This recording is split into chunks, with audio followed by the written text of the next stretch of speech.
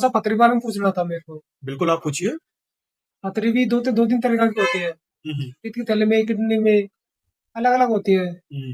तो जो पित्त की थैली में होती है ना, उसी बारे में पूछना था। ये कैसे क्या होता है, ये कैसे कटेगी? 20 mm की पथरी है। हम्म। तो होम्योपैथिक दवा लूँ या फिर मेडिकल की दवा लूँ? ठीक है, देखो सबसे पहले तो हमें समझना होगा कि जो गॉल ब्लैडर में जो पथरी है, जो आप पित्त की थैली की पथरी के बारे में कह रहे हैं, हाँ। उसको गॉल ब्लैडर कहते हैं।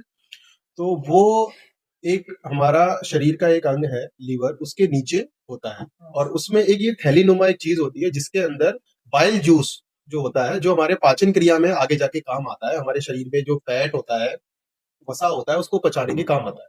जो ये बाइल ट्यूब के थ्रू हमारे गॉल ब्लैडर में इकट्ठा होता है।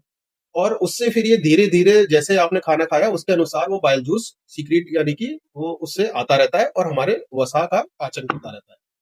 तो अभी किसी कारण अगर वो बाइल जूस आपके जो गॉल ब्लैडर में जाता है, वहां पे वो इकट्ठा हो जाता है, कोलेस्ट्रॉल और ये सब जो इकट्ठा हो जाते हैं, उसके कारण कोलेस्ट्रॉल और कोई पिगमेंट्स जो होते हैं, बिलिरुबिन और ये सब जो होते हैं, थोड़ा ये मेडिकल चीज है। तो ये कुछ पिगमेंट्स होते हैं, तो ये जमा हो जाते हैं और उसके कारण वो पथरी जमा हो जाती है, पथरी बन जाती है, पथरी नुमा बन जाती है। और वो उस थैली से बाहर निकलने वाला का एक ही रास्ता है, आने का और जाने का। वो वहां पे अटक जाता है, तब पेशेंट को बहुत ज्यादा दिक्कत होती है और पेशेंट बहुत ही ज्यादा दर्द और असहनीय दर्द होता तो डॉक्टर साहब हॉस्पिटल में मेडिकल दवा, मतलब अपने गवर्नमेंट हॉस्पिटल में दिखा था राजगढ़। मेडिकल दवा ली थी तो फायदा हो गया था। अब डॉक्टर बोल रहे हैं ये नहीं कटेगी, इसलिए ऑपरेशन होगा। तो आपकी होम्योपैथिक दवा से वैसे ऑपरेशन, बिना ऑपरेशन बाहर आ जाएगी? है। देखो, पहली बार तो बाहर आने वाली जो बात है वो मैं आपको क्लियर करता हूँ कि गॉल ब्लैडर की जो पथरी होती है वो पिगमेंट्स और कोलेस्ट्रॉल के जमा होने से बनती है।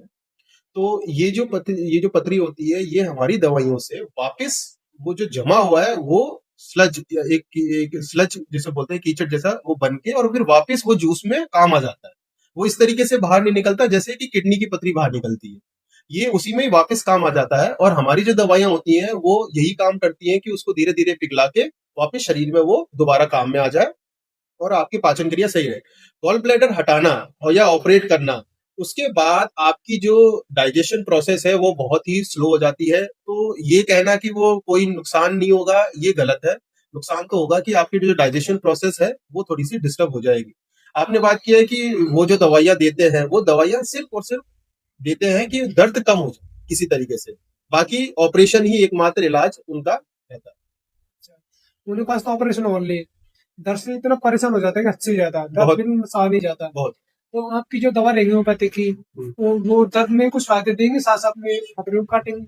नहीं, जैसे वहां पे जब अटक गई पतरी, अटक गई, तो हमारी जो दवाइयां होती है उसको पिघलाने का काम करती है। तो प्रेशर कम होगा तो उस वजह से वहां पे जो उनकी जो बाहर मसल्स है उस पे प्रेशर कम होने की वजह से दर्द स्वतः ही धीरे धीरे कम होने लग जाएगा और वो पिघलना शुरू हो जाएगी। तो इससे अच्छा तो ये है कि आपकी होम्योपैथी दवा यूज करनी चाहिए।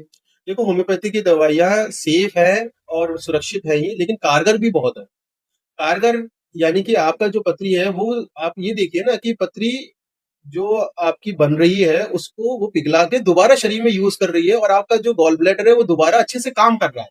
तो होम्योपैथी दवाइयां इसलिए सेफ तो है ही, कारगर भी बहुत अच्छी है। ऐसा बताता है कि जो होम्योपैथिक दवा होती है, उनके साथ में कुछ रिएक्शन भी होते हैं, उनके कुछ नहीं, रिएक्शन नहीं होते हैं या ऐसे कोई परहेज भी नहीं है। रीजन बस रहते हैं। हमारी दवाइयां मीठी गोलियां होती हैं, इसके लिए कई सारी दवाइयां होती हैं। एक अच्छा जो होम्योपैथिक डॉक्टर होता है वो सही दवा का चयन करके, पेशेंट के जो लक्षण होते हैं उसके आधार पर सही दवा का चयन करके और फिर वो दवाइयां देता है पेशेंट को। और वो मात्र एक छोटी सी गोलियां होती हैं जो जी पे रख के चूसनी होती है।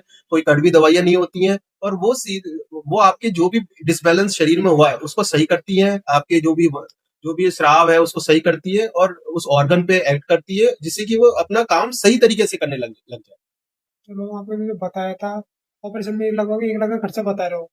आपको कितना खर्चा आ जाएगा होम्योपैथिक में? होम्योपैथी दवाइयाँ बहुत ही सस्ती होती हैं, वो कारगर भी हैं और बहुत ही सस्ती हैं। और एक ये जो दवाइयाँ हैं ये बनाई इसलिए गई थी कि ये जो बड़े-बड़े खर्चे वो ना हो, और ये बहुत ही छोटी दवाइयाँ आती हैं, बहुत ही सस्ती दवाइयाँ होती हैं, कोई बड़ा खर्चा इसमें नहीं होता है। बस खर्चा कम है, पर समय लगेगा बस सही होने के लिए। समय आपके शरीर को खुद, जितनी आपकी इम्यूनिटी पावर, जितने आपके शरीर की जो क्षमता है अच्छी होगी, उतना ही शरीर कम समय लेगा। और अगर थोड़ी सी वो चीजें हैं तो पहले शरीर थोड़ी इम्यूनिटी पावर, थोड़ी सी वो सब चीजें अच्छी होंगी, तो बस इतना सा बात है। ऐसे कुछ नहीं है कि बहुत ज्यादा समय ले। चलो डॉक्टर साहब, इतना महसूस मिला मेरे को बात करके कि हमको खतरे के लिए होम्योपैथिक दवा यूज करनी चाहिए। बिल्कुल बिल्कुल। चलो ठीक है साहब, धन्यवाद, आपसे बात करके अच्छा लगा। आपका भी बहुत धन्यवाद जो आप आए, और इस जानकारी को मैं चाहता हूँ कि सब लोगों पर आप पहुंचाएं, ताकि ये लोगों पे और भ्रम दूर हो कि होम्योपैथी दवाई देर से काम करती है। ये बहुत ही अच्छी दवाई और बहुत ही सस्ती दवा है। धन्यवाद। मैं इतना कहना चाहता हूँ, जो हमारी वीडियो देख रहे हैं वो सब ज्यादा से ज्यादा हमारी वीडियो को शेयर करें, जिससे किसी भाई को कुछ सहारा मिले।